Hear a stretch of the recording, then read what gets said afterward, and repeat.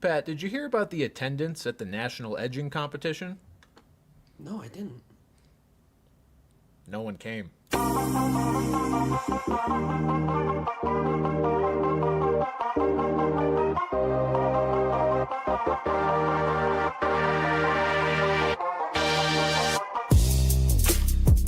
You know, I'll say this, in the grand scope of dad jokes, I'm not entirely sure how much that one is truly a dad joke, because I think the spirit of dad jokes is you can tell them to your kids. You definitely can't tell that one to your kids. And I also think that when dads think of edging, they think of like cutting the side of their lawn next to the sidewalk. Right, yeah, shaping their hedges into a nice camel-shaped creature or being of some sort, I would say. Okay, yeah, all right. Oh, that's interesting. All right. Welcome back to Brand Coverage. I'm Brandon Carney alongside Pat Gustafson, folks. We are continuing our divisional fantasy football previews today, and we'll be doing a nice, fun, little forgotten running backs draft, because who doesn't love when this idiot and this other idiot just sit around naming athletes that you guys haven't thought of, or maybe have never even fucking heard of. So we're going to rock with that today. See, this is the best of both worlds here, because it's not just random-ass guys. It's guys that we thought were going to be good. In fantasy, specifically. Right. Guys who maybe one year there was crazy hype and they never made it. So it's not going to be like Matt Asiata, unless Matt Asiata is on your list. I thought Matt Asiata was going to be one of the very best. Yo, you also, have a former Viking? Yes. Oh dear. I don't think I have any former Vikings. I could be wrong. Also, we got to give a shout out to Ben Jordan for the indirect joke, because he sent that in on his vampire submission, and we should touch on this at the moment right now. We actually just spent some time going through some things. We are not quite there yet. Honestly, I would say by this time next week, you'd think Bran will be kind of ready to start spreading the word out there to those who made it, and we will reach out to those of you who didn't. I will personally message all of you, as I did back. That was me every time. That wasn't some automatic thing. That was my goofy ass sitting there typing that shit. That was Pat GPT putting in work. Fuck. So, but again, great, just great stuff. We were sitting here laughing at a lot of stuff here, and again, I cannot stress enough. Thank you guys, and picking 9 for this has been gut-wrenching already. It has certainly been painful, and it has only reinforced our thought to expand this next year. And I will say we will definitely remember a lot of the names that were sent in this year, that a lot of the names of people that sent us messages this year for when we do expand this next year. If we see repeats of people, I would say we'll definitely give them some sort of priority or precedent when we expand this into... Yeah, I mean, that's very true. We'll keep the fucking document, and we'll try to get you guys involved next year if you don't get in this year. But Pat, I guess let's get into it today. There's not really a lot of news. The only real newsy sort of thing is clips coming from the Netflix second edition of the quarterback show. They did quarterback 2 years ago, and then they did wide receiver last year, and now they went back to quarterbacks this year, I think, or some version of that. I haven't watched a second of any of these. I just read this in an article today. So the shows are actually really good. I haven't yet watched this season of quarterback. I'm going to probably start doing that tonight a little bit. But Kirk Cousins is back on it, and the news, I guess, quote unquote, from this is that he felt misled by the Falcons drafting Michael Penix. So what we thought was obvious, in fact, was obvious, that Kirk Cousins did not sign with the Falcons knowing that they were going to draft a quarterback with the 8th overall pick. So... You know, Kirk essentially saying that he left Minnesota because he knew they were going to go a certain direction and draft a young quarterback, and he didn't necessarily want to be a part of that. And then he went to Atlanta, and he was a part of that. Now, what was not mentioned or brought up in this context is Atlanta was offering him a lot more money and a lot more years than Minnesota was. So even if he did know that this was going to happen, I suspect he may have still gone to the Falcons. But yeah, that's about as much as we've got for news right now. Yeah, and again, the Falcons were misled by thinking he was a salvageable, startable NFL quarterback as well. Right. So it's a two-way street here. Hence my violin. Like, yes, I'm sure he was misled, but I doubt that really had much of an impact on his play, which ultimately led to, well, he's still there. That's what I was going to say, his short tenure. I guess his short tenure as the starter, because he's still there. But he certainly seems like the first guy in rumors, should someone get hurt, knock on wood, in training camp here. You'd think Kirk Cousins will be one of the first names here. Yeah, I think you're right. Like, it's hard to feel like he got completely screwed because with his level of play, this was going to happen anyway. Like, they, sure, they didn't have to spend the 8th overall pick the year that they signed Kirk on a quarterback. But if Kirk played all of last year with the Falcons the way he played, the games he did start for them, they would have been out looking for another option anyway this offseason. So either way, it's not like it really changed anything for Kirk, considering he was already damaged goods at that point. Still a weird situation all around, and just not how an NFL franchise should operate. There should be some level of transparency, especially, and just a level of alignment, that I don't think there was. And we've talked about that in the show before, about, like, there's no reason to sign Kirk for that much money and spend a first rounder on a quarterback. Do one or the other. Commit one way or the other. Otherwise, you're just committing to being stuck in the middle in kind of no man's land and not really doing anything. So I don't know. At the end of the day, though, I guess it's going to work out for the Falcons, because you and I both think Michael Penix will be, at the very worst, a solid NFL quarterback, at the very least an upgrade. It's going to work. It's going to work out, right? It's going to work out in that sense, but it's not going to work out in the sense that they could have had Michael Penix and an extra $40 million of cap room to spend. Like, that's where they get kind of where the logic kind of loses me. But yes, that's the only news we've got, because it is that time, Pat, where it's kind of the earlier in the offseason was the super, super quiet part. Yeah. Now it's kind of the calm before the storm, because there's football this month. The Hall of Fame game is on July 31st. It'll be gross, but it's happening. And while we're at the very beginning of July, and our draft is quite literally the last day of August, our draft is next month, technically. True. Very true. Is kind of disturbing, because I feel holistically unprepared, even though we do a fantasy football podcast. That's the thing. I thought about it, is I'm like, maybe I should really start digging into it. It's just like, I'll be fine. I used to be doing this in really like April. Feel like it. Yeah, why don't you ask me later, Krabby? And I have to go and get something. Do you want me to leave my mic on so you guys hear what it sounds like when I stand up off the ground, or no? Oh, Jesus Christ. Put type 1 in chat if you want to hear Pat's grunting and bones creaking when he gets up to go do whatever the fuck he's got to do. Oh, motherfucker! We may have lost Pat. Pat may be calling the ambulance right now. I also don't know what he's getting up to get, or if he's even going to reveal that to the masses, if this was entirely an unprompted situation. No, I needed to get, I got that thing on me.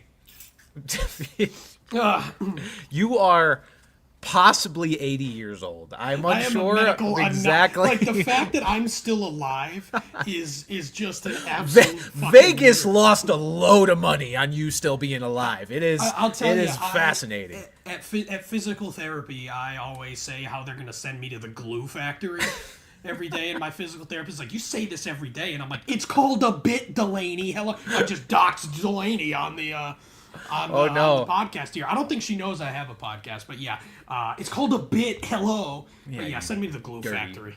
You dirty bitch. Right, whoa, no. She's a fine young lady. All right. Let's move on, Pat, to the segment that everybody's going to love or skip right past if they're listening to this on Spotify. And if you're listening on Spotify, by the way, check us out live on YouTube one of these days, 7:30 Eastern Time, every Tuesday on the Benchwarmer Brand YouTube channel. And look at our faces while we talk. But this is the goonery segment of just nothing of substance, but it's just kind of fun to bring back old names. And on a day, Pat, where there's going to be enough glaze on Ashton Genty to open up a Krispy Kreme, I feel like it is worth talking about the players who went the opposite direction. These are the running backs, largely guys who were, coming in as rookies or very young players that we thought were going to make a difference in fantasy football because of all the buzz surrounding them. So it's a hell of a lot of names, and I, to be honest, drafted most of them at one time or another. So. I found one in particular that I drafted. The way I kind of viewed this was not necessarily rookies. For me, more so, it was like the first time someone was expected to be something, and they were not. Actually, some of these guys on my list have had a 1,000-yard season before. But maybe it was one. Maybe it was few and far between. Like, not all of these guys have done nothing. but they just kind of failed to live up to it. And I would say at some point they were probably going in the first 6 rounds of a fantasy draft at some point. Yeah, I told Pat this was the easiest research for a draft segment we've ever done because all I had to do was go back through my old draft recaps because I always draft these fuckers generally way too early, sometimes in as early as the 9th round. And we're talking about running backs that are strictly they had hype at one point, and I had to Google that was about it. He brought up today. Yeah, and that was a guy. And that was a guy I drafted twice. I drafted him back to back. I'm just like, nope. You're like, okay, he existed, but I can't corroborate that. Still don't buy it. All right, so we'll do this draft, and then we will get to our AFC West fantasy football preview. Pat, I have done the irresponsible thing of not knowing who the first pick is again because that's what we do when we do these drafts. Do you have any? Someone mentioned Kalen Ballage in the chat or Pat. That's a pretty good shout, to be honest. Who's that? That's our boy FPS Gandhi. Shout out as always. Hold on, I think I have the last because I started keeping track of the draft. So.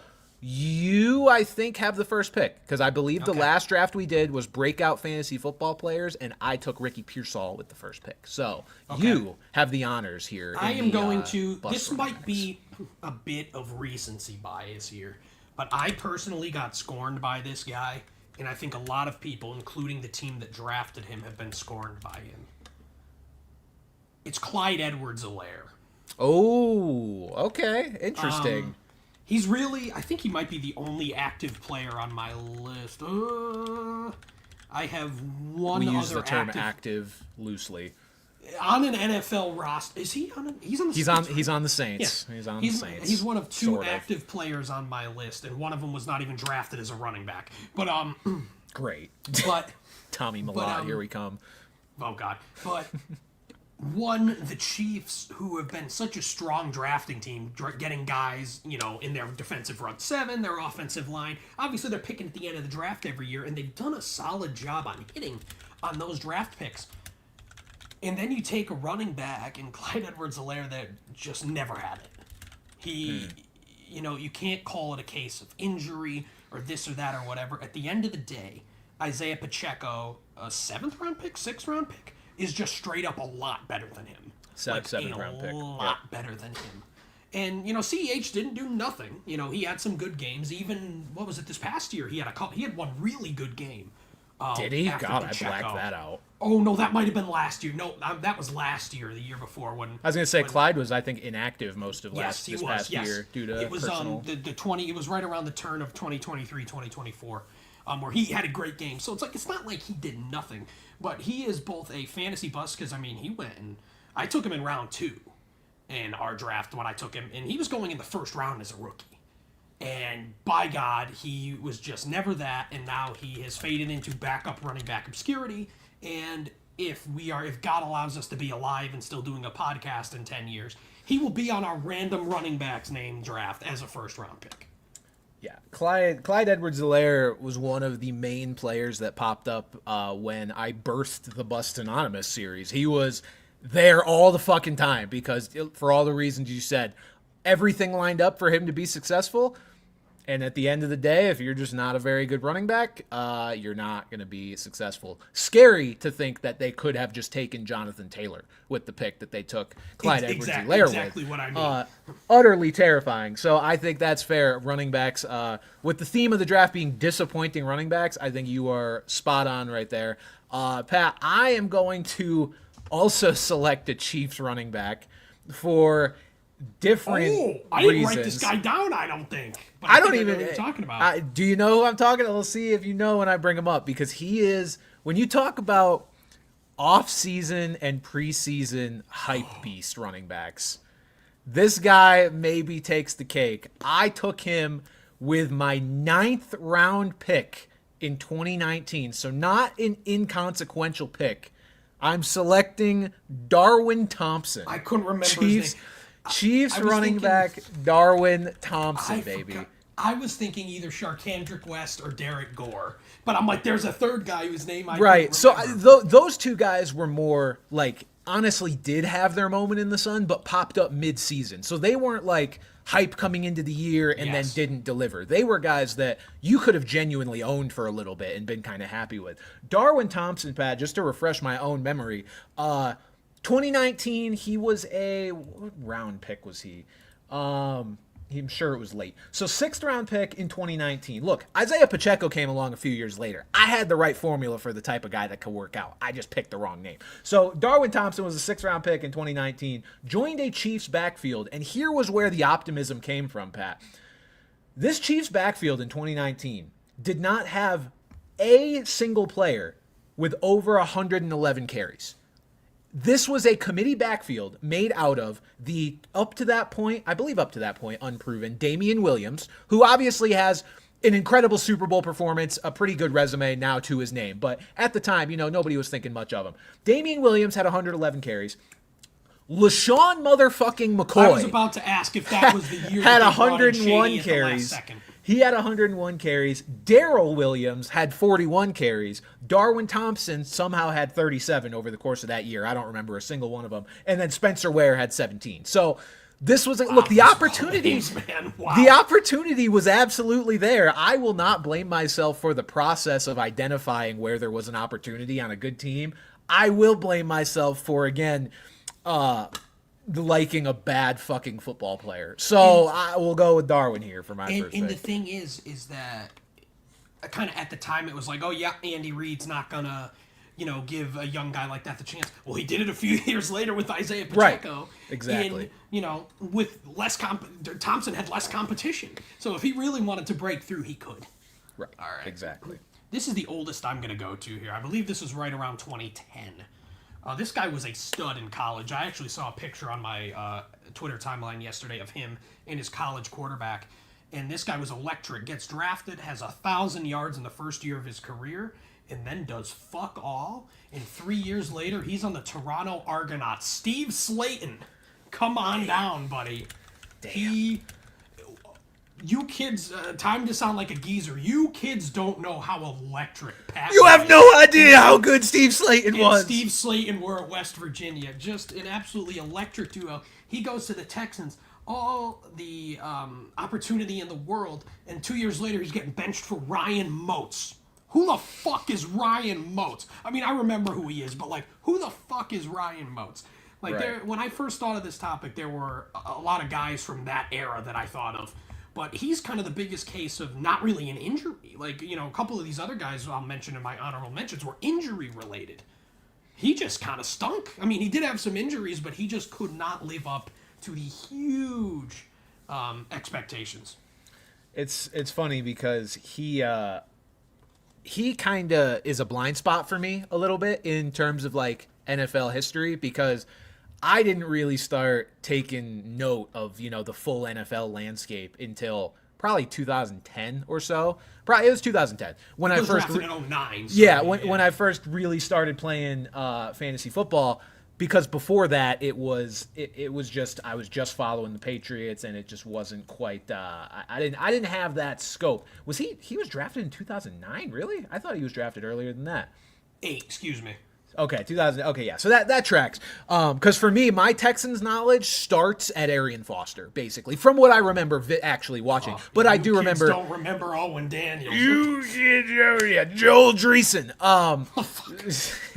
So I remember hearing of Steve Slayton sparingly. But by the time I started really paying attention, he was already long past. He had gone to the great gridiron in the sky in terms of his workload.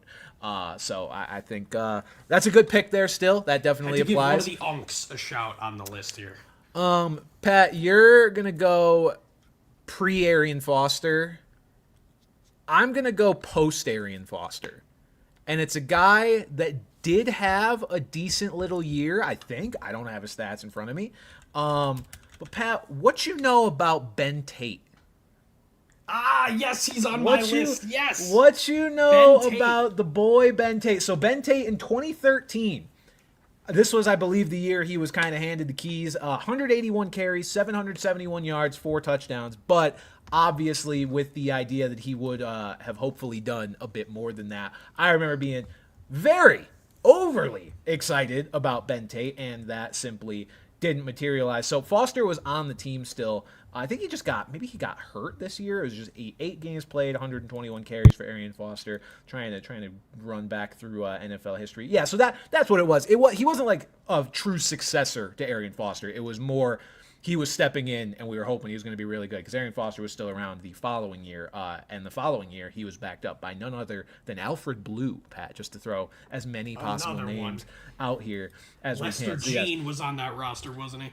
Oh, Lester Jean. That's my Gridiron Grid staple go-to right there. So, yeah, I'm going to go with Ben Tate. I remember there being hype around him, and I remember him not doing quite enough with it. So, yeah, Ben Titties Tate.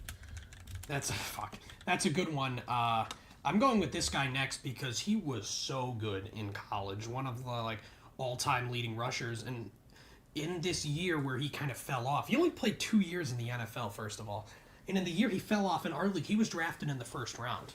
For those fans of Wisconsin running backs, you know Jonathan Taylor, you know Ron Dane. What about Monty Ball?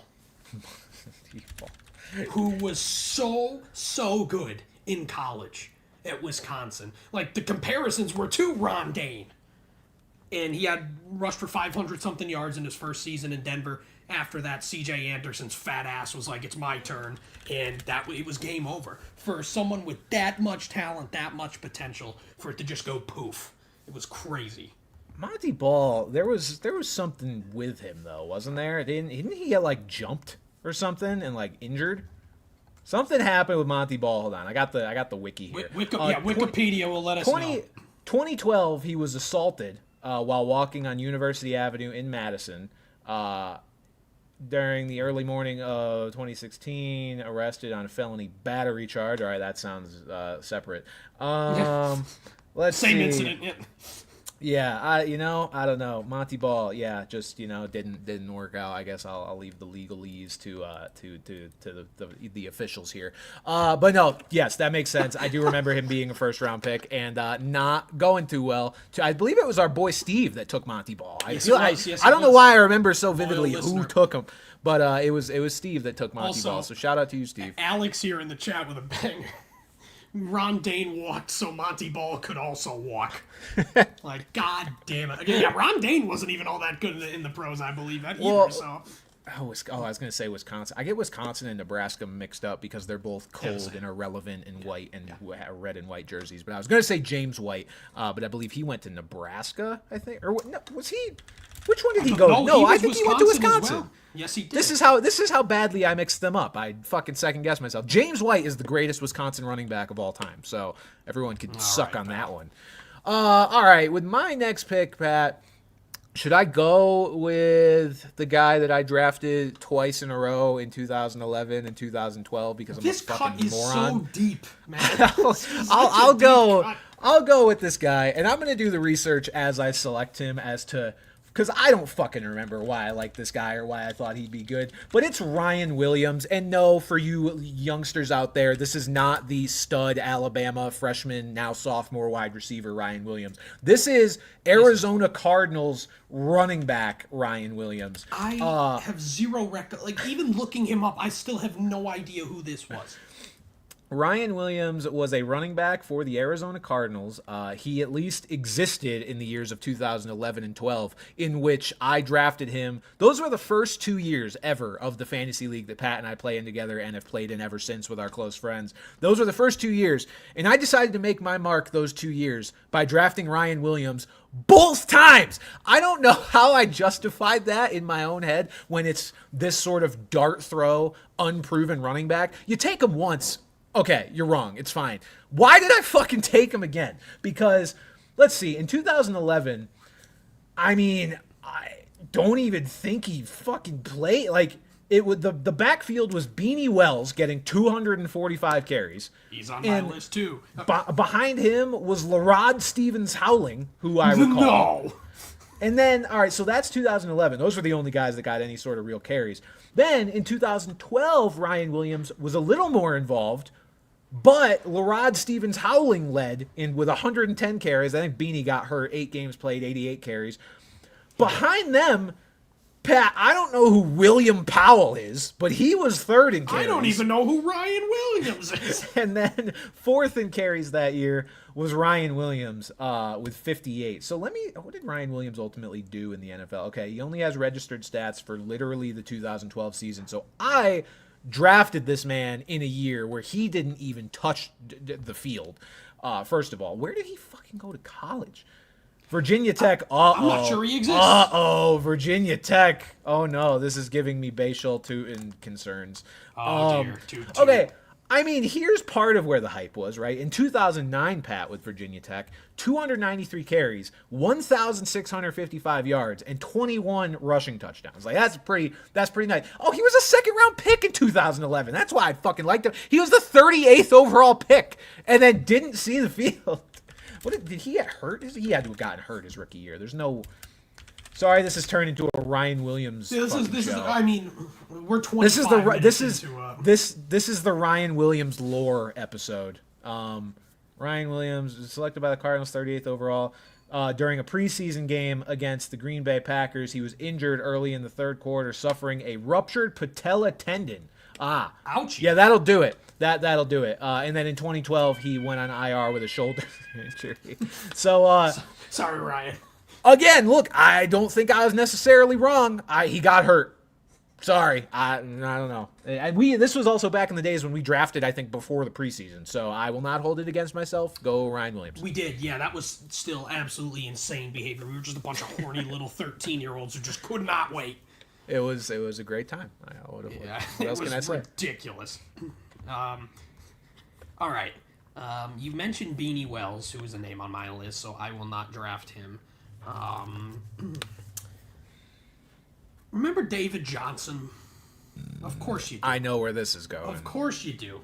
And yeah, his at first he was doppelganger. kind of viewed as more of a kick returner, change of pace guy who was going to be the pace changer for one Andre Ellington, who did absolutely nothing. And David Johnson, I believe he was a top 10 running back that year. That was the year he exploded for the Cardinals. And Andre Ellington's name lives in infamy as one of the biggest. I don't think it was his rookie year. I think it was his third year with the team. But nonetheless, that was supposed to be his year to take charge, and he just didn't. And Bruce Arians, You're wrong for that. I think that was Bruce Arians. I do remember the Andre Ellington hype, and probably scaring me off of really investing in anybody else in the car. Let's see, Cardinals stats 2016 is when this was. Oh God, I think I might baby barf. Let's see. I mute for those. Oh my God, David Johnson, dude. It's always funny to look at a end of year stats and just see that no one else touched the fucking ball for this team. Andre Ellington in 16 games had 34 carries, and Kerwin Williams had 18. Kerwin spelled what? Is that the one who spelled K-E-R-W-Y-N-N? Yeah, it's spelled absurd. And it was Bruce Arians, by the way. See, here's the thing. Chris Johnson was also on this team, by the way, just withering away. But let's say we were doing a podcast in the year 2013 with what we know now. Andre Ellington was a running back who had proven nothing with a first-year head coach in Bruce Arians who had nothing to do with him the Cardinals acquiring Andre Ellington. That seems like it'd be an easy fade. At least hindsight, like if a situation like that were to kind of pop up, that's a red flag. That's a red flag. Hello, DeAndre Swift. That's a big red flag there. But yeah, Kyle Monangai coming in hot, baby. Get ready. It's Roshan season, baby. Rutgers 7th rounder, part 2, electric boogaloo. I think he was undrafted. All right. So no, Andre Ellington, I believe he went to Clemson. I don't know why I'm adding that, but I just believe I'd like to say what I know about Andre Ellington. Yes, he did. Brandon, your turn. Thank you. All right. With my pick, I'm going to take who I thought you were going to take because you brought up David Johnson, and then you took it a different direction of the guy that he ended up surpassing. Going with another Virginia Tech running back? I don't know where this guy went, but his name's David. Yes. And it's David Wilson. He was David Wilson. I was very, very excited about when he became a New York Giant back in 1940. I don't know what year this happened with David Wilson. For fuck's sake, David Wilson stats. I just remember thinking this guy was going to be fucking good. And granted, I think it was mostly injuries that fucked him up. He had like some severe neck problems, I believe. Like, yeah, kind of one of the more not really busts. Like another name, I'm not gonna pick him, but like Javid Best is kind of the older version where it was like the guy had all the talent. It was just he could not play physically, could not play football. You just brought up neck injury, and all I thought of was Joe McKnight with the Jets. Remember, he dropped a weight on himself and like fucking destroyed his vocal You know who cords. didn't have a neck injury? DeMar Hamlin. Okay, fucking what? We just throwing our bits around right now. We can do that. Duval. If that's how you want to play this. The 2012 Giants, man, that was okay. First of all, Craig Lumpkin had 9 carries, which just makes me laugh. There's also another running back on the Giants from this year that I'm not going to draft, so I'll just mention him right now. It's Andre Brown. I thought you were going to say you like Paul Perkins, don't you? No. Squidward? Oh, I forgot. Yeah, Paul Perkins is a good one. No, Andre Brown was a running back for the Giants, and I was friends with him on PlayStation. So that's the fun fact for you today. Dre Brown 35 was me and my friend Gary's friend on PlayStation because he like tweeted out who wants to play COD or something, and we added him and he added us back. So that's shout out Andre.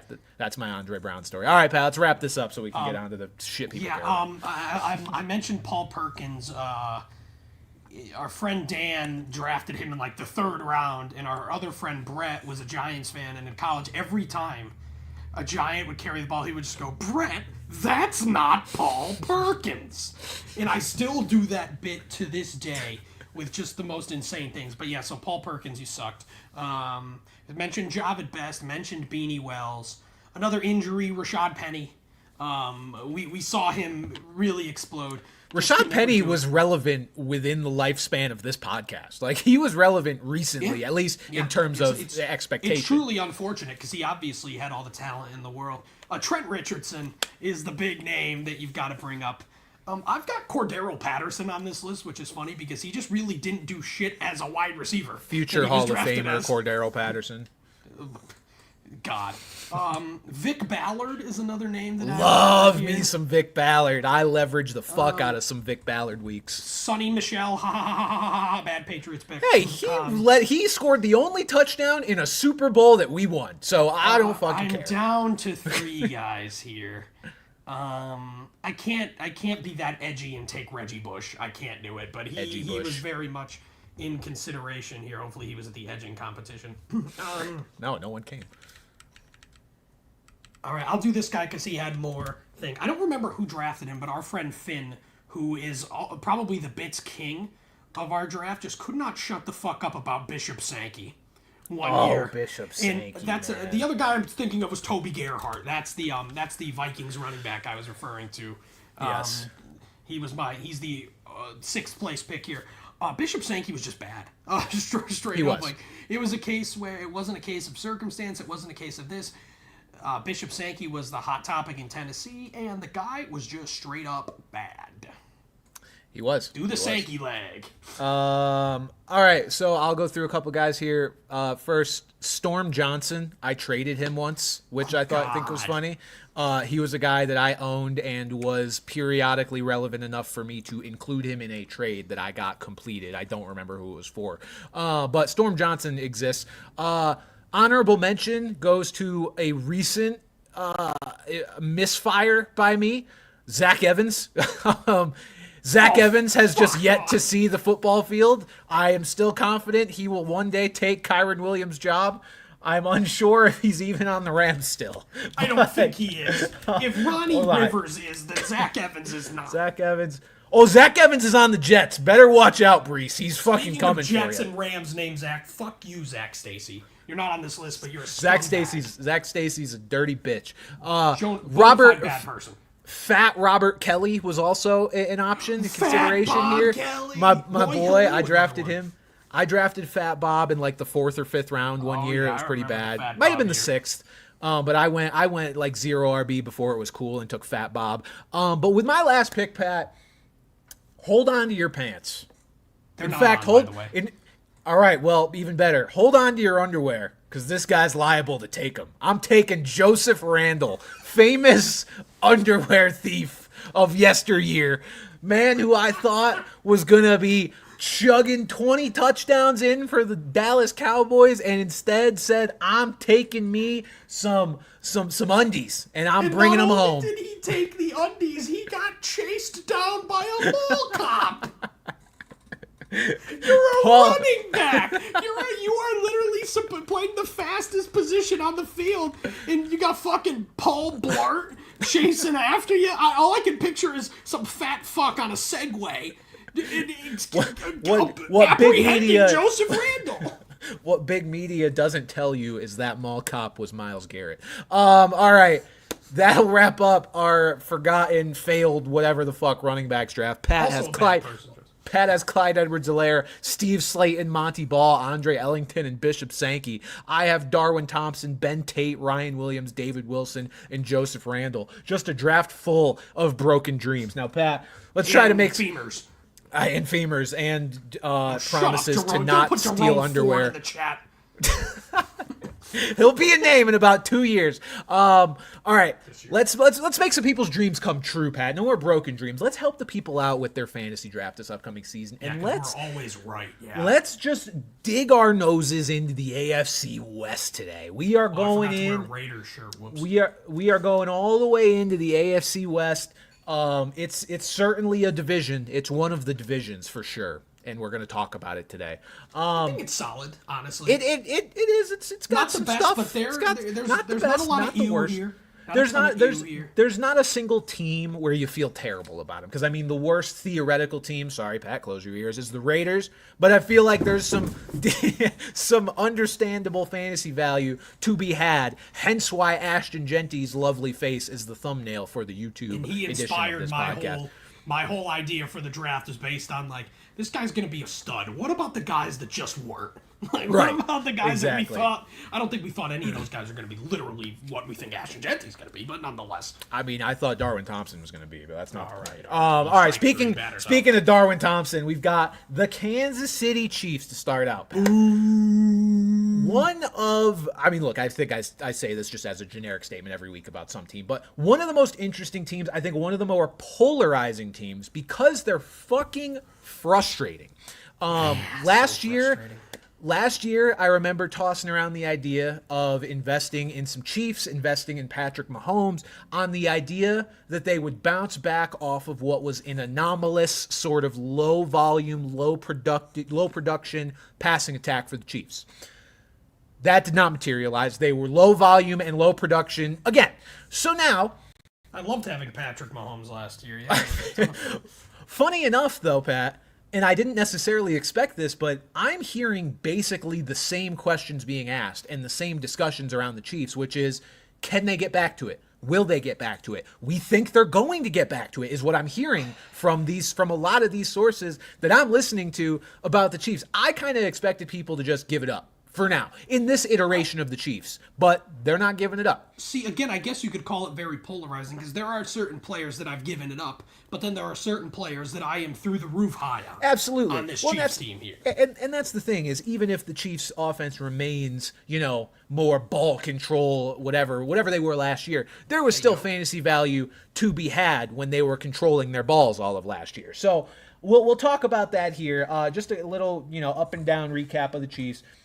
Obviously, no major personnel changes. Same coach, same OC, Matt Nagy, fuck you.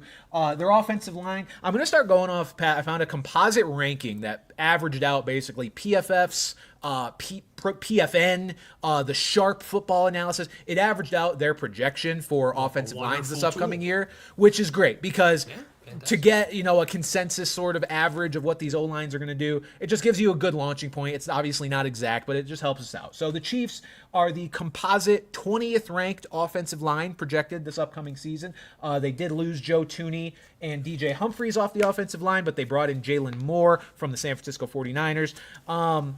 Their weapons, no major ads. It's more about all these guys being healthy together. The only real ads they made were in the running back room, and they're probably not going to do a whole lot. It's Elijah Mitchell and Brashard Smith. they're depth guys, but look, they're an injury away from one of them getting a decent amount of touches because Kareem Hunt and Isaiah Pacheco are the ones ahead of them. So just worth putting those names on the radar. And the offense, again, has left a lot to be desired. So, Pat, I found a bunch of quotes from Matt Nagy that I thought were interesting. One of them in relation to the high-poweredness or lack thereof of the Chiefs' offense. So, Nagy, in a recent interview, said, "For Patrick Mahomes, we always want to try to pick something that we can get better at and let him really lock in on. We spent an inordinate amount of time breaking down downfield throws this offseason and watching it together. I think that we're excited to get back to some of that." So the buzz and the theoretical upside has been renewed, even though despite what we've seen from the Chiefs the past 2 years. So where are you at, Pat, with what you're expecting to see from the Chiefs? Is it going to be more of the same, which is, let's just say Patrick Mahomes is unstartable. He was unstartable last year for most of the year. He was a streamer at the end of the year. He was a streamer. He may have had some good games. Yeah. He may have had some good games. You could never predict when they would be. The Chiefs had no urgency or even desire to light up the scoreboard like they did, earlier in Mahomes' career. And yet, Pat, overall, his ADP right now is QB6. So there's an expectation somewhere that something's going to change. Where do you land on this as a former owner of Patrick Mahomes? Hell no. See, the thing is, I think it'll be kind of more of the same for the Chiefs, but I still think that there's going to be some fantasy value to be had. But looking at Mahomes specifically, I just don't see it. Especially with, we saw, low rushing upside. He had that one game where he ran for like a 60-yard touchdown or something hilarious. But just looking at how elite the quarterback position can be, like how big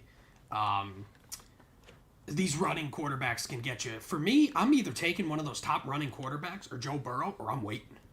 Yeah. Like, there's almost zero incentive there to take someone like Patrick Mahomes, who, you have to take there at 54. Come on, Matt. That's round 5. No way. No way. When I was sitting there looking at my team last year thinking, had I drafted a running back in the 5th round and not Patrick Mahomes, my team would have been absolutely fucking disgusting. But I didn't do it, and I'm not falling forward again. And I think it's just a case of what the Chiefs want to do on offense, Matt Nagy being a certified bum.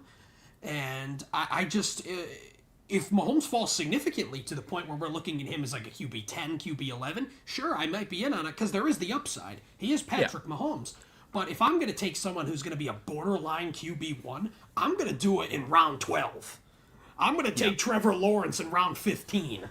Than Patrick Mahomes in round 5. Yeah, I mean, look, maybe this is why we're not the hottest fantasy football podcast on the planet, because I'm not firing. Because I'm not firing off, hot takes all the time. But I really do see both sides with Mahomes and the evaluation of the offense as a whole. Because when you look at the things that seemingly really matter, right, with why the Chiefs' offense has been what it's been the last few years. They have the same offensive coordinator. It's Matt Nagy. And this downturn, coincidence or not, started after Eric Bieniemy left. So it's been Matt Nagy, and it's still Matt Nagy.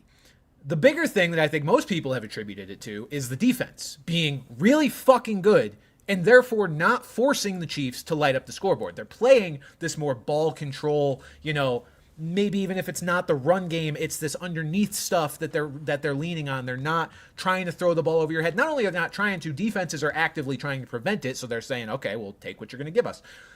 The other side of it, Pat, and it's something that is getting in my head a little bit to consider. Xavier Worthy and Rashee Rice being healthy together does move me slightly. Now, granted, they were healthy together to start last year, but obviously Worthy as a rookie, hadn't come on yet. Worthy kind of found his stride at the end of the year, especially in the Super Bowl. Had a really deep catch there toward the end. I think having them both healthy does kind of bring back in my memory the dynamic that they had with Tyreek Hill and prime Travis Kelce. Because we saw Rashee Rice basically was Travis Kelce last year until he got hurt.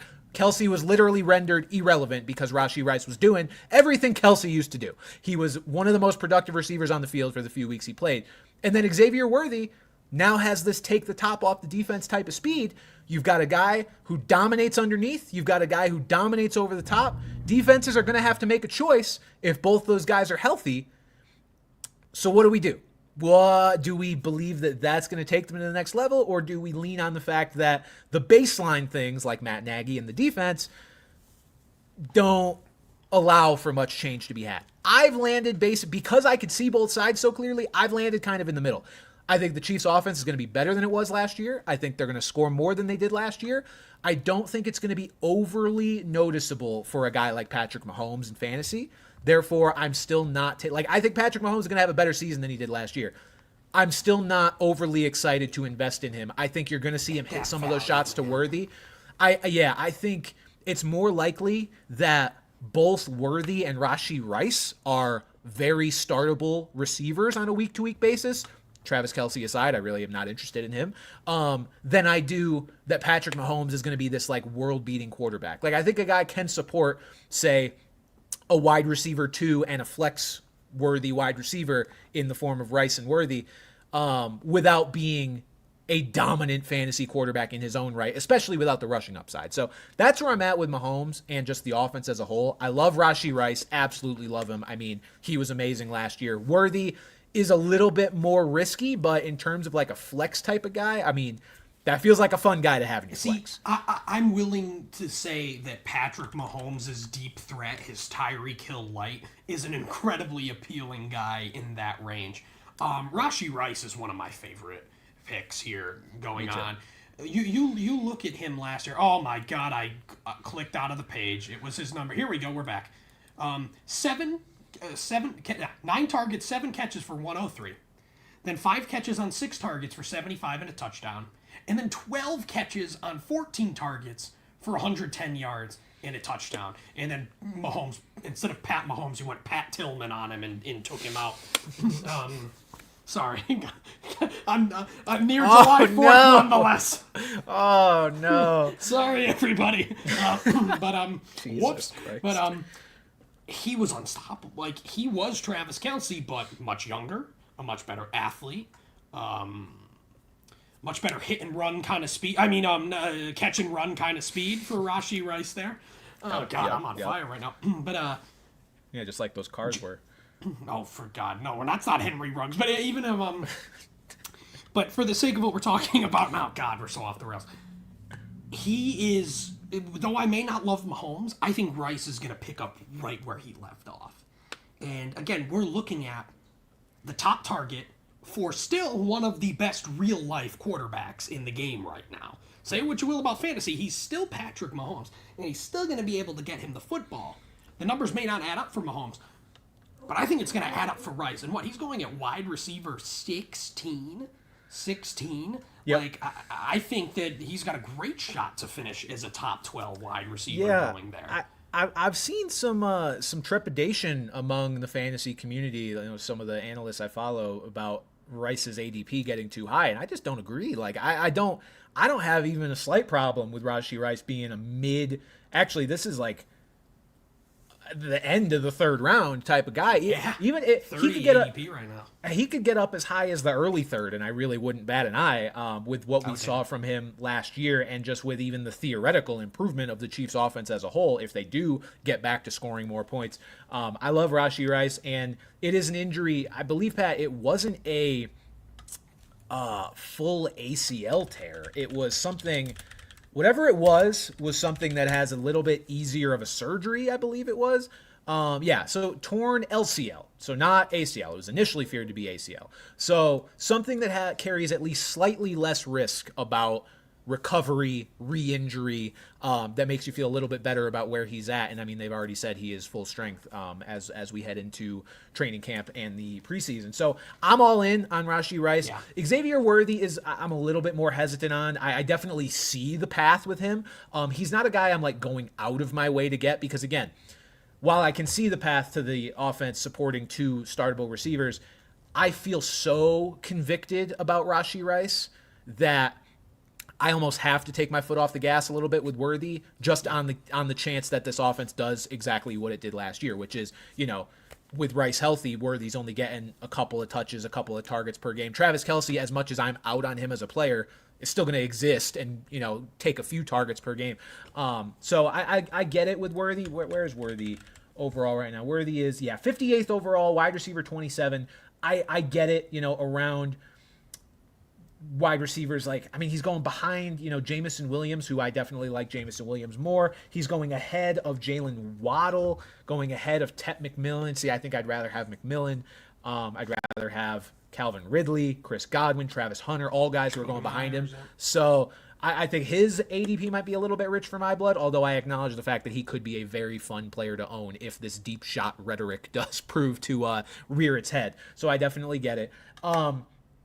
Just to really talk about Travis Kelce, Pat, I just are you interested at all? He's the main reason why I just hate the tight end position this year, because you look at someone like him going off the board at tight end 5 right now per Fantasy Pros. That's wild. That is wild that he's going at 5. Like, again, value aside, like, I would just straight up rather have TJ Hawkinson, Mark Andrews, David Njoku. Those are guys that I would just draft straight up over Travis Kelce, let alone based on value there.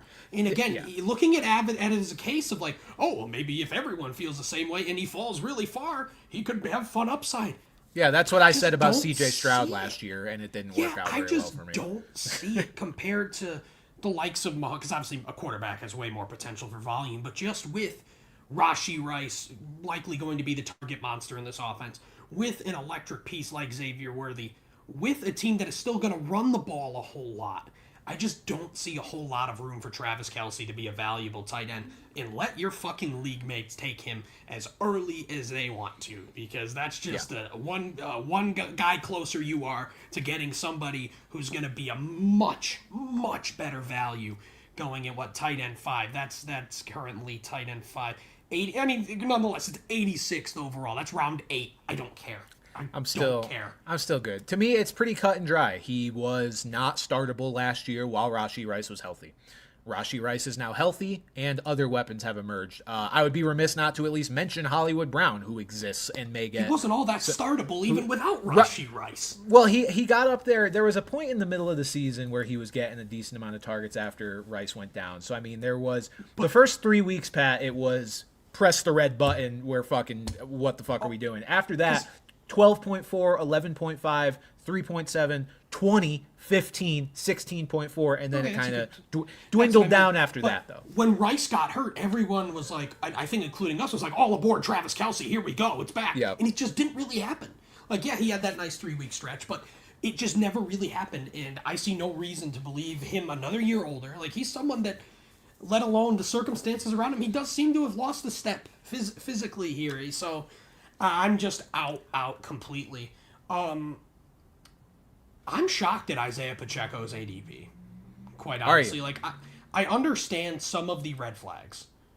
The fact that, one, he's coming off another major injury.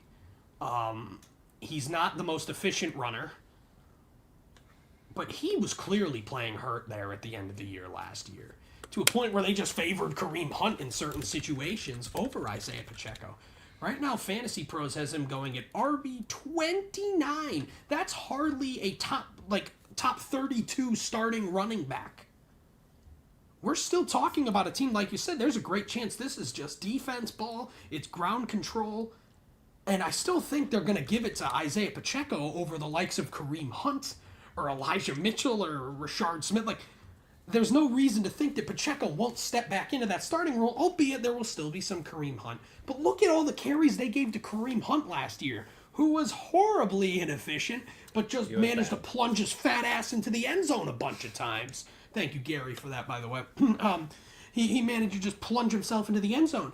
And that's actually my biggest concern with Pacheco is the touchdowns. Even 2 years ago, in 14 games, he only had 7 touchdowns. On a Chiefs team like that, that's not good. And with the creativity that Andy Reid and Matt Nagy have at the goal line,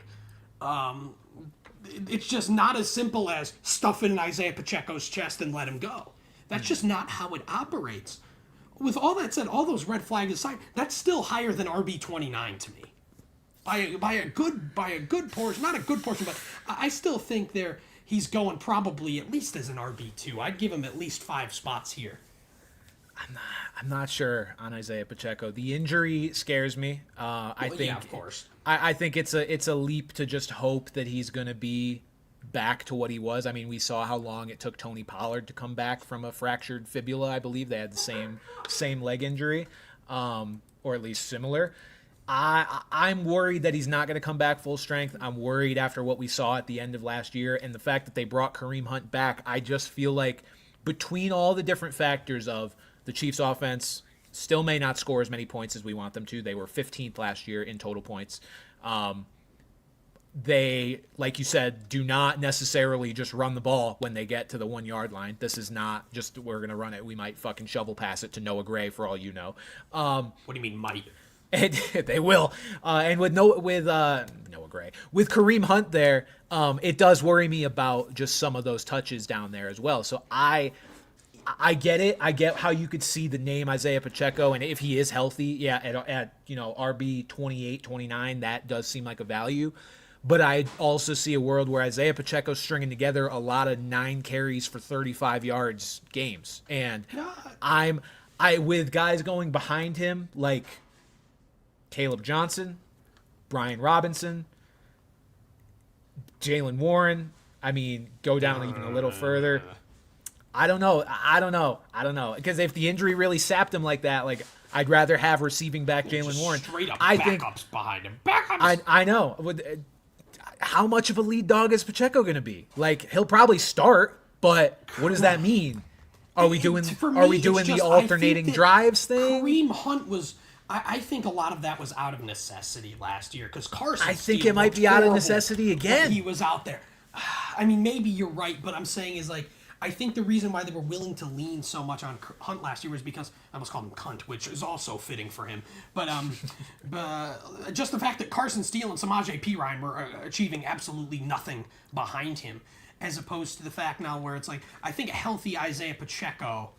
I don't think they're going to need Kareem Hunt as much. Like, yeah, will he be spelling Pacheco more than, God, I don't even remember who it was before him. Jerick McKinnon was spelling him a few years ago. Like, very much possibly, yes. Like I said, my biggest red flag is the touchdowns. That's my biggest concern with him.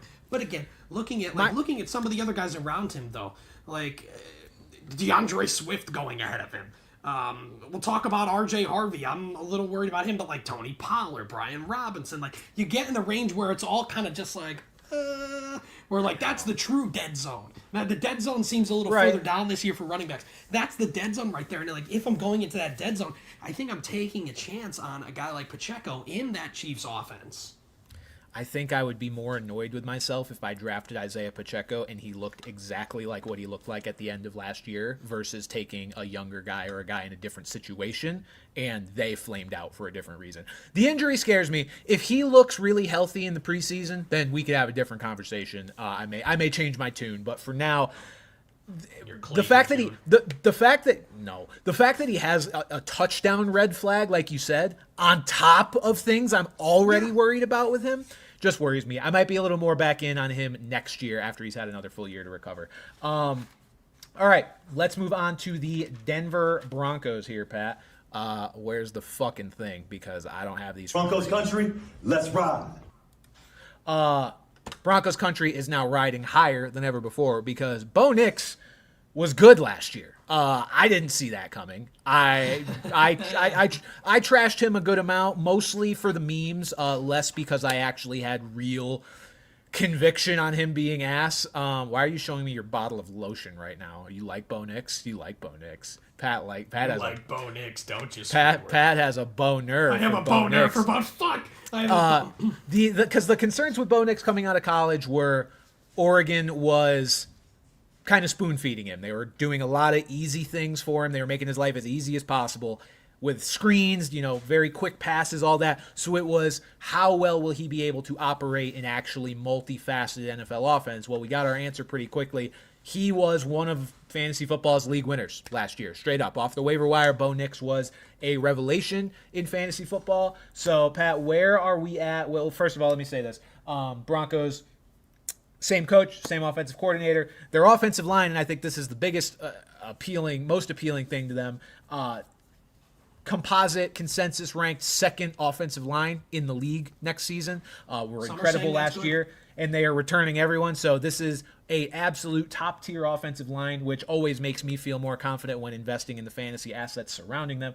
Weapons wise, they kind of retooled basically every piece of their offense with somebody, bringing in running backs RJ Harvey and J.K. Dobbins, totally turning that running back room on its head. Tight end Evan Engram, and drafting wide receiver Pat Bryant as far as notable investments go. So how do we feel about the Broncos, Pat? Because they already caught me by surprise last year, and I'm finding it hard to really believe it, but I feel like I should believe it. Broncos country, let's ride. Broncos country, let's ride. And that's not to say that I'm all in on everyone on this offense. There are still some issues that I'm having here, but Bo Nix not a huge Devon Vele guy. You're not super in on. Bo Nix is not one of these things. For Patrick Mahomes, for example, oh my God, I might even take Bo Nix just straight up over Patrick Mahomes again. Take value out of the equation here. QB 8 going 70th overall, again, because we know he has the arm. That was the big thing coming out of college, was that he's got an absolute gun, but it's just, can he get put in the right situation? And it seems like he has with Sean Payton. It kind of took a little bit for that whole team in general, and then for Bo Nix to kind of piece it together. But once they did, they were looking like a really exciting team there at the end of the year last year. And he's not devoid of rushing upside. I wouldn't call him one of the rushing quarterbacks, but he can run. Nice. He's close. He can run, and I think that combination. And you said the line's better, and I just think he's going to get better in his second year. A lot of the pieces around him are younger pieces. They're only going to get better in their next year. I believe I've got Bo Nix as my QB5 right now. I could pull that. Well, no, 6, because there's the big 5. But I believe I had Bo Nix at my QB6. Hold the fort. Yes, I have him as my QB6 behind only the big 4 runners and Burrow. Yeah. I mean, he was definitely adding more with his legs than what we thought he would last year, which is honestly what made him such a revelation in fantasy. I think otherwise, without any sort of rushing additions, he would have been a pretty good real-life quarterback, maybe startable in fantasy. But in fantasy, the reason he was so sought after once he really got his legs underneath him, no pun intended with the rushing upside, in fantasy was because he was, from week 6 on, Pat, he ran for 61 yards, 75 yards, then 4 yards, and then 36 yards, and then he had a long stretch of not really doing a whole lot with his legs again. But those extra 3, 4, even more than that points, and the ability to scramble in for a touchdown every once in a while really help you in the grand scheme of things. So I'm struggling to fully let go of my priors on Bo Nix, because not that I hated him specifically, I just didn't expect him to be good. Well, he's pretty old, so he's 100 years old. So now that he is good, I have to adjust to the fact that, all right, this offense is probably going to be a pretty decent breeding ground for fantasy football assets. But as far as Bo Nix himself, Pat, I'm pretty out on him in fantasy, and not because I dislike him, just because of the range he's going. You mentioned that sort of back end of the top 10 range. You obviously have him a little bit higher than that, but I just don't see enough of a difference between the QB, say 7 through 10, as I do the QBs 10 through 18. I just don't see enough to not load up on running backs, receivers, even tight ends with those picks, and then just wait and get, we'll talk about him in a little bit, a Justin Herbert or a Drake May or a Caleb. Obviously, I'm going to take 2 of these guys to hope. Prescott, don't you, Squidward? I do like Dak Prescott quite a little bit, don't I, Squidward? Yeah, here we go. So I just find myself waiting on quarterback and not taking a quarterback where Nix is going. But if you take Bo Nix, I doubt you're going to be disappointed. They're just putting more and more around him. Again, the offensive line is something that always breeds so much confidence with me, where it's you're going to have the time. You just got to make the right decisions. And he showed the ability to make some good decisions last year and add value with his legs. As far as the other weapons on this team, Pat, we'll talk about the guys that Bo Nix is throwing to. Cortland Sutton, I don't find myself drafting a lot of. He scares me a little just because he needed a lot of touchdowns last year to be a high-end fantasy asset. And I'm concerned now that they have filled out the offense around him a little more, that he's just not going to get all of those touchdowns. But maybe I'm wrong. Maybe that's just where he specializes. I love Cortland Sutton. I'm the one that predicted the Broncos to make the Super Bowl in my way too early predictions. You're the one that's squirting your hot goo all over them. So explain. Did somebody say? Also, Lily about scented lotion. I am a fucking 27-year-old moron. Do you think I look when I buy lotion? Like, no, it's scented. Just be happy he buys lotion. Yeah, God forbid I don't like having crusty elbows in the wintertime. And now that I use it as a prop, okay? You know what? Okay. Anyway, Cortland Sutton. Yeah, the touchdowns are something, but again, I think it's kind of, again, just a case of his production picked up as the year went on, as things got more situated with Bo Nix, where he was getting... God, that's a nice stretch. There was a stretch of 9 weeks where he had 9 or more targets in 8 of those 9 games. And again, you do draft Pat Bryant, and Marvin Mims exists, and you bring in Evan Engram, who I don't necessarily think is going to be a huge factor, but again, will be there, will take something. But he's still the number one guy, and again, what we think is going to be a good offense, and if I like Bo Nix's rise, I've got to like his number 1 targets rise. And when I ranked him, I did it before looking at the rankings. I was, again, shocked to find out that he is wide receiver 25. 25. I would take him myself much sooner than that. Yeah, I don't know. I get definitely that the offense improved as the season went on, and if you kind of extrapolate just the second half over a full season, then you're looking at a really nice year for Cortland Sutton. I just 15. Can't. Yeah. I'm a little worried about the hyper targeting that seemed to happen at the end. And granted, it wasn't a crazy amount of targets, but the high value targets were definitely pretty much all Cortland Sutton's until Marvin Mims decided he wanted to be God. But yeah, I don't know. I could be convinced probably on Cortland Sutton. He's just not a guy that off the top of my head I'm super excited to draft.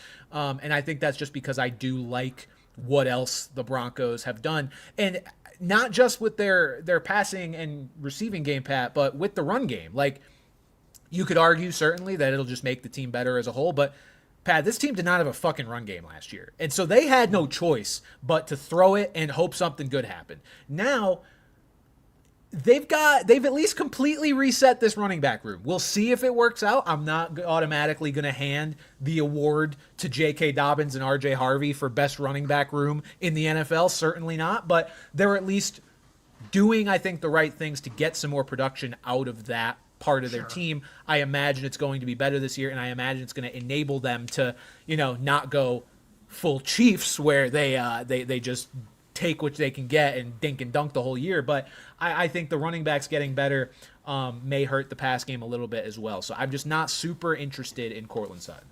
And while I am interested in Sutton, it kind of ends there. Like, obviously, you could think like Marvin Mims looked good at the end of the year. You could think Pat Bryant, who they took in the early 3rd round, could step in and be something. Even Evan Engram at tight end. I think those 3 are kind of going to eat a lot into each other and not really allow anyone to kind of truly emerge as that number 2 target behind Sutton. So again, if you're taking a dart throw and you want to throw one at Marvin Mims or Pat Bryant, you could do worse. But I'm not taking them in any position where I'm counting on the number 2 target in that offense to necessarily be something that you're going to consider starting weekly. Receiving-wise, I'm definitely watching Pat Bryant. I'm curious to see what the buzz around him sounds like once we get pads on and once we get into those preseason games, because the reviews have been glowing, and the depth chart is wide open for a second guy to emerge next to Cortland Sutton, even though Mims did flash at the end of last year. So I'm definitely watching Pat Bryant. I mean, Sean Payton, for what it's worth, compared him to Michael Thomas, so, Michael Thomas was good for a little bit. Michael Thomas, slant boy, productive slant boy. So for whatever that's worth.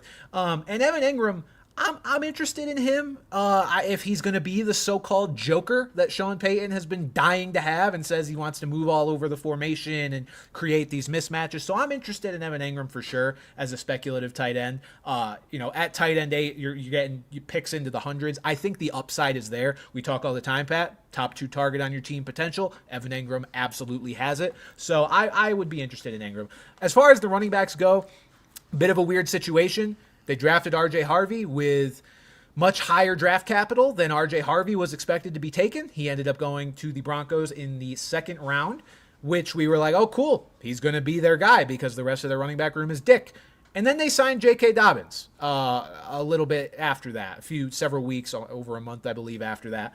So it was kind of weird because now we're like, J.K. Dobbins was productive last year. There's some talk that J.K. Dobbins could very well be the starter to open the year. Are you investing in this backfield at all, Pat? Are you ignoring Dobbins? What's the vibe check here? Unless I inevitably go 0 RB again, I'd probably stay away from it. I do prefer Harvey if I have to take one of them. Dobbins, I don't remember what my take was when this happened. I could be completely saying the exact opposite of what I said back then, but who the fuck knows? But I think Dobbins will be a pest at some point, but could we be looking at more of like a situation with like Zach Moss last year where it's like, yeah, you've got the solid vet that's a good young, comparison. More exciting player. And granted, Dobbins is much better at the moment than Zach Moss was entering this past year. But again, this time last year, though, Zach Moss was coming off of some really good games with the Colts. And Dobbins is coming off of some really good games with the Chargers, but then he really did dwindle as the season went on, which for a guy that suffered all the injuries like he has, kind of tracks. So I'm almost predicting Dobbins is like good to start the year and then kind of takes a step back, and Harvey, slowly takes that role from him, if anything. Harvey being at RB22 is a little concerning with that because that may not be a guy that's ultra reliable in your lineup the first few weeks of the season. And while fantasy football is the long game, you've got to get to the playoffs. You've got to win every single week. And if you truly think that he's going to be that big of a thing down there, that's down at the end of the season, that's fine. But he just may not give you what you want from an RB2, who you will be drafting as your RB2 or 1, depending on how the draft goes. I just can't do that. I'm not out on him, per se. I think he does end up taking this, but just where he's going and where in that, I can't take him at ADP right now. I do think rankings and ADP are still adjusting, to the Dobbins news. I imagine they haven't fully adjusted since so few people are drafting right now. Because where J.K. Dobbins is going right now, Pat, I mean, I'm going to smash that pick every single day of the week. RB 51 behind guys like Jalen Wright, the boy Bashal Tutin, Tyler Algier, Rico Dowdle. He's going behind Bashal Tutin. Right now he is. That's what I'm saying. Well, I don't think it's fully everybody else. Right, yeah. Well, I'm saying I don't think it's fully adjusted yet that J.K. Dobbins is on an NFL team again and on one where he very well may start. Like, he feels like a guy that I'm going to feel really good, possibly, about flexing him, like week 1, maybe week 1 through 3, maybe the first month of the season. After that, yikes. All right, let's move on to the Chargers, Pat. And I'll just say this right now. I don't know what it is about the fucking Chargers, man, but they've got me by the balls because I'm back in. I'm always back in. I'm always in on the Chargers. Love the Chargers. Same coach, same. I could use some. Same coach, same offensive coordinator, composite 7th projected offensive line this upcoming year, mostly vaulted by the fact that they have added Mekhi Becton, who was great for the Eagles last year. Weapons-wise, they've added Najee Harris and Omarion Hampton, also completely turning over their running back room. Wide receiver Trey Harris, wide receiver Mike Williams, and just to throw him in here because I think he'll be relevant eventually, even if not right now, people will be talking about him, tight end Oronde Gadsden, who could not possibly touch the ball this year, but is on such a wide open tight end depth chart and is creating a little bit of buzz that I wanted to mention his name. I thought you were going to shout out the conch. That was my assumption there. Dude, this tight end, wait, is Stone Smart still on the Chargers? Because if damn. Oh, he swapped with Conk. All right. I was going to say, if they were on the same team, all my meme tight ends would have been on the same team. But yeah, shout out Conk and shout out Stone Smart. Go ahead. What are we feeling? I mean, I fucking love Lad McConkey.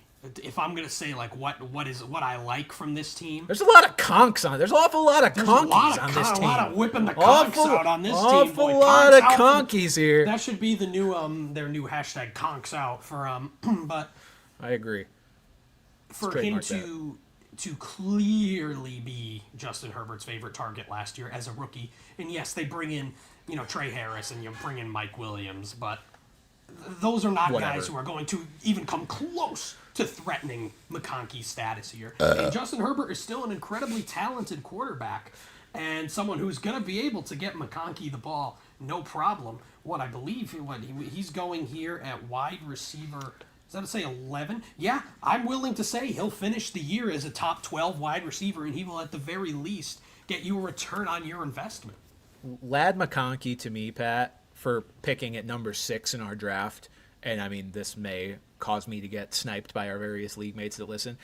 Lad McConkey is such an ideal second-round pick for me that feels so safe, but also has so much upside in this offense that I would be over the moon to pair Lad McConkey with whoever the fuck I take in the first round, possibly a player we're about to talk about with the next team. But yeah, Lad McConkey, like, just smash. I mean, just smash. Smash, smash, smash is all we have to say about Lad. He is certainly the easiest player, I would say, to evaluate on this offense. Everyone else, it gets a little bit tougher. But I have some quotes from Greg Roman that I want to share, offensive coordinator, because I think they'll shed some light on just kind of how we should be viewing this offense and the pieces on it. Greg Roman, this is in relation to the run game, first of all. He said, last year, the running game was not where we wanted it to be at all. I've been around some really good running games, and I know what it looks like, and I know how to do it. I really feel like we're going to make some big strides there this year. So there's clearly going to be a focus on the run game, and when you consider that they spent their first-round pick on Omarion Hampton. Why'd they have to bring in 2? I know. I think it's going to be, Najee's, much like Dobbins, will be a pest. I'm willing to bet on the talent winning out here, Pat, and I'm willing to bet on the investment that they made in Hampton. Hampton, I believe, is literally making more money than the free agent Najee Harris that they signed because of the virtue of his rookie deal. And like, that first round capital is nothing to sneeze at. Could we be sitting here at the end of the year where, you know, Omarion Hampton got 230 carries and Najee got 160 and it was fucking irritating all year? Yeah. Absolutely. Yeah. But I think the upside is just immense because A, the Chargers O-line is supposed to be a lot better this year than it was last year, and B, Greg Roman, Pat. Like, this is not, I didn't just bring up his name to quote somebody. I brought up his name because this is the man behind a lot of the most productive run games we've ever seen and a lot of the most willing run games. This is the running game. This is Runny McRunface, if there ever was someone. Decade at least. And that's the thing, is that's why I liked Harris so much when they brought it in. It's like, you know, they like to run the ball. They've improved their offensive line. And Najee Harris is the guy that they picked. Like, wow, they see something in him. That's great. And then you go and bring in Omarion Hampton. But then again, you say that to yourself, was that if they liked Najee Harris to bring him in, and they liked Omarion Hampton to bring him in anyway, using that kind of draft capital, when there were plenty of wide receivers right there that they could have taken when that was a much greater position of need on paper. I think the fact that they were willing to do that just goes to show that they have big belief in Omarion Hampton. Yeah. Again, I think I'm less scared about Hampton than I am Harvey, just because Hampton is the much better talent and he's in the much better situation in terms of, a running game. So, I think I'm not as crazy in on Hampton because I am more. Najee Harris will exist in, well, we know he doesn't score fucking touchdowns. So if he decides to start casually in Los Angeles and fucking Hampton over, I'm going to be furious. I'm going to be absolutely furious. So, Hampton going RB17, again, might be a little rich just because he's got that good of a backup who's not really going to be a true backup to start. I don't know if I could quite do it, but that said, I think at the end of the year we're going to be talking about this, how Omarion Hampton was the guy to take from this backfield. Yeah, I think the upside is just massive there. And like you said, Pat, the order of operations really does matter there with the fact that they signed Harris and then went out and got Hampton, because this wasn't a Dobbins situation where it was like they could have waited on Harris if they wanted, right? Like, the Chargers came into this offseason with a clear objective. We want to redo our running back room. Greg Roman himself is saying our running game last year was not where we wanted it to be. So they wanted a full reset. Even if they wanted Najee Harris and were only planning for him to be a backup, for him to be a complementary piece, they still had to sign him right when free agency started, or else somebody else was going to. This wasn't a case where they could let him stay out there and just hope he'd be available like Dobbins was for the Broncos, and they brought him in after drafting Harvey. That kind of makes you raise your eyebrow. The Chargers just said, we want to redo our run game. They took a step to do that with Najee because they knew if they didn't sign him, they couldn't wait. And then they went out and got Hampton. So I think it definitely speaks a lot to how they feel about Hampton. Both these guys are probably going to get a lot of work, but I like Hampton. And also this quote from Jim Harbaugh, Omarion Hampton has the ability to be a 4-down back. He can catch the ball out of the backfield and pass protect. He really kind of puts the team on his shoulders. So Harbaugh certainly singing his praises. Hampton is going to be the first ever 5-down running back. First ever. According to Greg Roman and Jim Harbaugh. And I hear you about the RB17, but like Pat, on this offense with such a willing OC, like there's top 10 upside for Omarion Hampton. There absolutely is. So. What's his ADP? His ADP is there at currently 48. So it's like, yeah, if I do take 2 wide receivers in the first 2 rounds, and I kind of need to take one there, I would absolutely bet on the talent in that. Just take him and Harris. Let's run it. You're gonna get rushing production somehow. Let's go to Justin Herbert. Enters the chat. Let's go to Justin Herbert here, Pat. Greg Roman, talking about Justin Herbert, said, I think we'll see Justin Herbert use his legs a lot more this year. He can really affect the game with his legs, create so much stress on the defense when they have to defend that. That was off the table most of last year because of the foot and ankle injury he dealt with early in the year. With a guy like Herbert, also, he said this, we're going to throw the ball quite a bit. If we can run the ball really well, too, now you're talking about checkmate. So Herbert, I also like, Pat, as a late round or later-ish round as far as quarterbacks go, dart throw, because of the fact that I think the rushing upside is there, and he's got one of the best arms in the league. So I like him if you're going to draft 2 quarterbacks and hope that one of them turns into a pretty good weekly starter for you. I think Herbert can do that. I don't think Greg Roman is lying about wanting to use his legs. Greg Roman, the 2 quarterbacks he has primarily worked with over his time in the NFL were Lamar Jackson and Colin Kaepernick. So if we're talking about rushing production from a quarterback, and we've seen it in spurts from Herbert, that could make Herbert a really nice piece. I think he's appropriately ranked right now because there is still the downside, absolutely, of just this offense not taking that step forward, or just really running it a lot with their actual running backs. Of the time, yeah. So I think the downside is there, but I like him just because you are, again, we say this every year about Herbert, and I know people are getting sick of it because he's if man and all this, but as far as talent goes, he's one of the most overall talented quarterbacks in the league, and you can get him at QB whatever the fuck he is, QB 13 ranked consensus on Fantasy Pros right now. He's definitely the Michael Jordan of Phillip Rivers's at this point in his career. I like that. I would agree. Yeah, and I guess similarly, we don't really need to talk about this too much. I'm not interested in any other targets behind it. With McConkey and Herbert having such a strong connection, and their running game figuring to be so prominent, I don't need Trey Harris. Again, I think it's a fun little late round dart, but Mike Williams, God forbid. And, Tyler Conklin is an underrated real-life football player. But as much as they got Will Dissly involved there at the end of the year last year, I don't foresee a tight end particularly being a big part of this offense. So I'm good. I don't either, and I think if one does become a big part, it will be Oronde Gadsden if he somehow just adjusts to the NFL faster than we expect he will.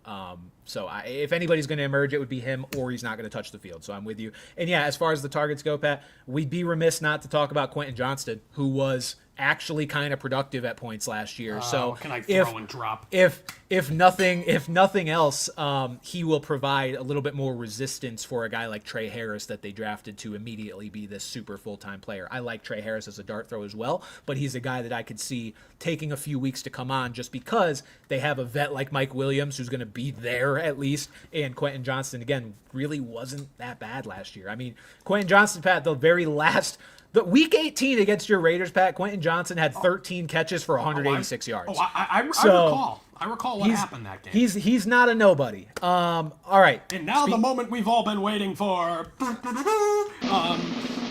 Yeah. Ashton Genty.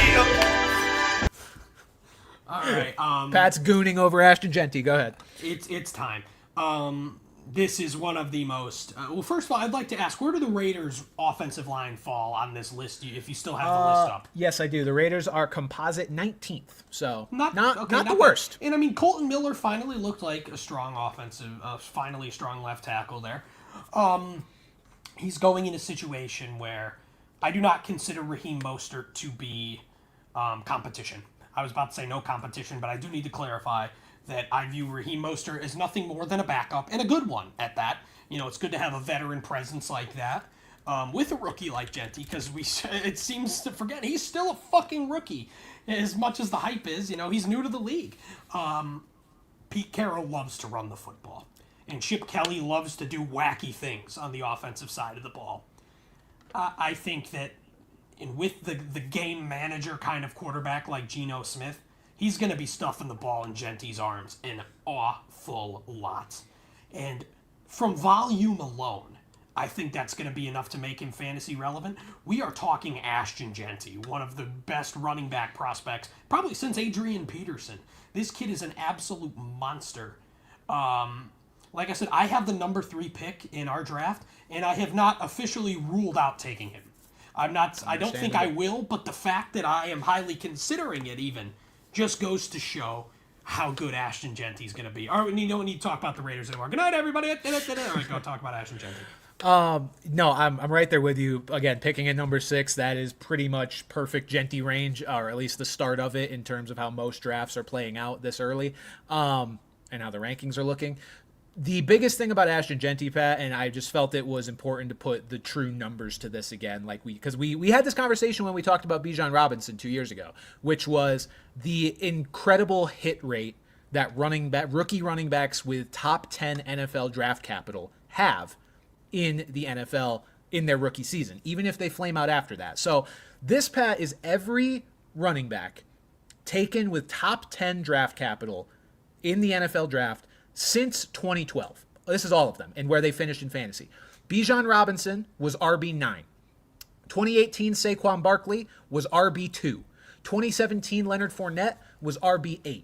2017 Christian McCaffrey was RB11 with the caveat that Jonathan Stewart had 198 carries that year. And Christian McCaffrey only had 117 and finished as RB11 because he caught 80 balls. He caught 80 passes. That man's just catching balls at every... So he was an exception to the degree that will not occur with Ashton Genty because there's no Jonathan Stewart to take 198 carries. Sorry, Raheem Mostert. 2016 Ezekiel Elliott was RB2. 2015 Todd Gurley was RB7. 2012 Trent Richardson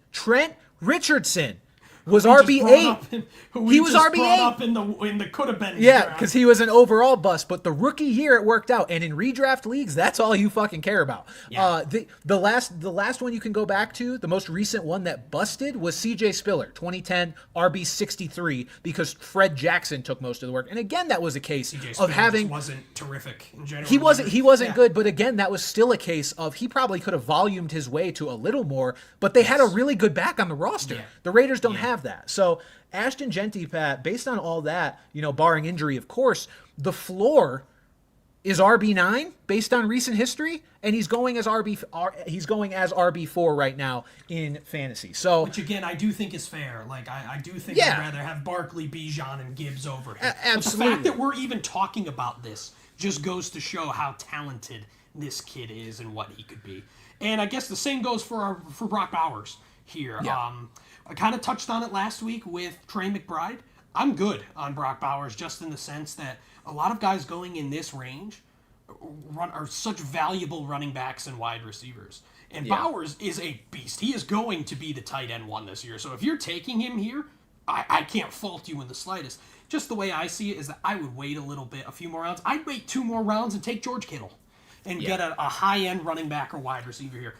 I could not be, I'm not docking Brock Bowers in the slide. I'm docking with Brock here.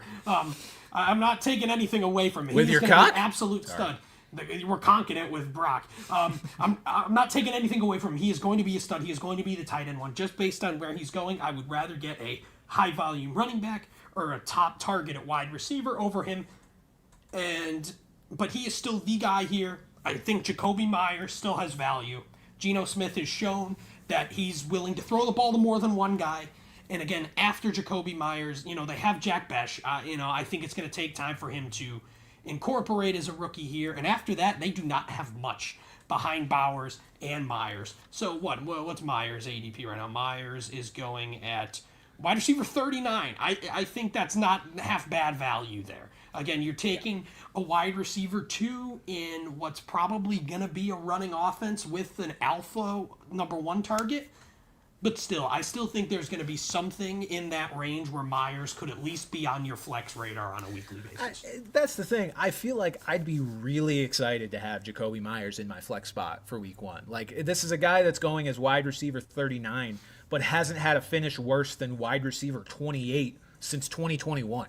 Like, and wide receiver 28 is a very startable flex guy. Like, that's a guy who's going to have dud weeks, absolutely, but like that's kind of what you live and die with in your flex anyway. If you're looking at a guy that you know is going to be involved, is going to be on the field all game long, like his snap percentages are through the roof because he's their wide receiver 1, I like Jacoby Myers. The risk with him is just that one of these rookie receivers coming in also asserts themselves as a sort of alpha type, ends up being a really good wide, because Jacoby Myers, we know what he is at this point, Pat. Like, he's a very good possession-to-possession receiver. Not going to do anything wrong. Not really going to blow you away either. So if either Jack Besh or Dante Thornton prove to be maybe one of those type of guys, then we could see Jacoby Myers' value crater a little bit. But or Tommy Malott. But at wide receiver 39, like, you'll live if that happens. Like, I feel like he's such a nice pick there. And again, speaking of Besh and Thornton, I don't mind those guys as late round dart throws because of that reason, that there is so much room for at least a third target to emerge on this team, if not a second. Granted, you'd have to, push past Jacoby Myers for that role. But the opportunity's there because Trey Tucker is nothing. Again, Pete Carroll drafted those guys as opposed to Jacoby Myers, who he didn't. Obviously, Myers, like you said, very solid NFL wide receiver. So there is that opportunity that those are just Pete Carroll's guys. Absolutely. All right, well, we basically finished at the buzzer here. I think we got through it pretty good. Geno Smith is not a startable fantasy quarterback week to week. He will be a streamer level guy as much as we love Geno. So we didn't forget about you, Geno. But that will do it for this episode of Brand Coverage, folks. For Pat Gustafson, I'm Brandon Carney, and we will see you guys next time. This was my last chance to join the 27 club on the pod. I failed. Bye-bye. All right, and donation messages. Oh, we got fewer this week, so we won't be here all fucking day. Thank you guys for your donations, nonetheless. I got pissed real bad, so we can make some nice goo in the toilet. Jake knock it off. Jake with $2 said biggest steal in the draft that happened after round 2. Bayshall Tootin. That's not even the guy that normally asks about Bayshall Tootin, but I assume that's what he was trying to get into. He did. So, hey. Puka Glazer with $2 said, Puka Offensive Player of the Year. Also, please choose me for your Vampire League. We will heavily consider it, Puka Glazer. She glazing on my Puka until I 69. We're probably going to pick you, just spoiler alert. Alex with $4.99 said, what running back who had a good or even great 2024 will be in this draft 10 years from now? From 23, my answer is Zamir White. Zamir White was on my board. Zamir White was on my board already. That's a great question.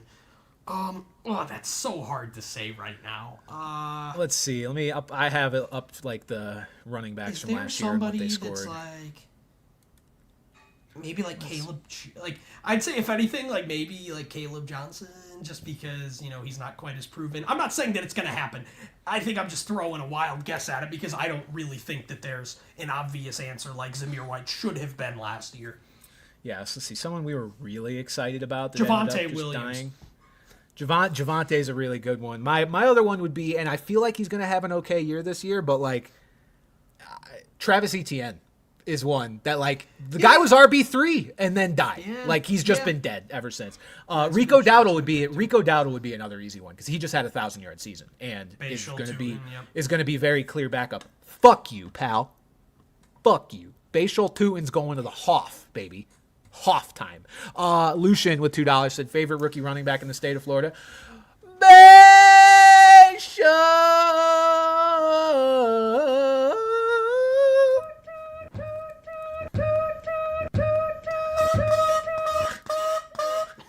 That sounds exactly like that. I got the pitch right on that. Lucia with another 5 said honorable mention just because of Pat. Jerome Ford. Yep. Fuck that Jerome was in Ford. the drafts. I was very offended by that. Lucian, thank you. Lucian with another 5. Man, Lucian just emptying the wallet. Thanks, brother. I like AFC West running back room that has a proven vet And I like the AFC West running back room that has a proven vet and a high upside rookie. Is it Mostert, Genty, Dobbins, Harvey, or Najee Hampton? That's true. Chiefs, get with the fucking program. I guess maybe Brashard Smith is going to be a guy. Brashard Smith and Kareem Hunt is the combo there. Yeah, that's totally fair. Kareem Hunt and Isaiah Pacheco is still not an old man, but high upside rookie though. I mean, Isaiah Pacheco, not a rookie, and B, his leg is broken still. I can't weed. Lucian with another 5 said, I've seen people say Genty's the best running back prospect since Barry Sanders. The hype is really big. See, I hesitate to go that over the top because I remember just recently how big of a prospect Bijan was. And I don't know if Ashton Genty is as big of a prospect. Was he a bigger? I think Genty is. I mean, the kid almost won the Heisman and only didn't because there was a man who literally played on both sides of the football very well. Yeah, but Bijan could have done something like that if he didn't literally share a backfield. Like that wasn't his fault. I think it goes back to Adrian Peterson if you want to actually have a real conversation there. Saquon was a crazy prospect. He was good too. Yeah, that too. But even Barry Sanders, God, that's old. We're not that on collusion. I'm drafting Barry Sanders in our fantasy draft. All right, we'll do a couple questions here from the general chat. So if you guys got anything, feel free to fire them up. If not, Pat and I are gonna go piss and shit all over everywhere. F. Gandhi says Pat's back hurts too much to read. It does. Brandon Gustafson says it's your favorite love child. Fun fact, I played football in high school with Matt Asiata, going back to the top of the show. Fun show, guys. I love that. Did he Change run your you the last fuck name over? to a V and we will adopt you. We will, in fact, adopt you, and I will buy you pudding cups. That's my contribution to our parenthood. That just feels like a very parent thing. You just have pudding cups around all the time, don't you? I do think there's pudding cups in my fridge right now. I think I'm thinking about one. Parents have like 2 responsibilities. It's buy pudding cups and don't traumatize your child. I was going to say traumatize your child. That's because a lot of people are pretty bad at that. Bailey said, how about Tevin Coleman as a guy that could have been? That's totally fair. Let's see. Isaiah Crowell. Yeah, very fair. Brandon said LOL. Brandon loves pudding. Let's go! Pudding is amazing. Oh, this is a pudding show now. Thoughts on Tucker Kraft? Putting these nuts in your mouth! Fuck! I love Tucker Kraft. High upside. He could be the number 1 target in there, realistically. High upside, baby Gronk, not the fucking shitty influencer baby Gronk, but like kind of built like a baby Rob Gronkowski. So upside is massive. Baby Gronk is no Rizzler. Lily with a good question. Let's end on this one. This is a good one. If you had to draft a single position from each AFC West team, what would you pick? So the running back's Genty, I would think pretty clearly. But then you can't have Bowers though. So single position from each team. That's what I'm getting. Team. So if that's the case, then I'll probably take Bowers because of that positional advantage. Because who would you take? Evan Engram or Kelsey? You're better off getting a better running back. I might sacrifice the Bowers to get Genty. Okay. Because the other running backs in there, you got to choose between the gross Broncos room comparatively. Hampton, sure. Hampton would be my next one. And then I would have to take Nix but I want to take McConkey. Oh no. Yeah, I'll do Nix, Hampton, Rice, and Bowers. That'll be mine.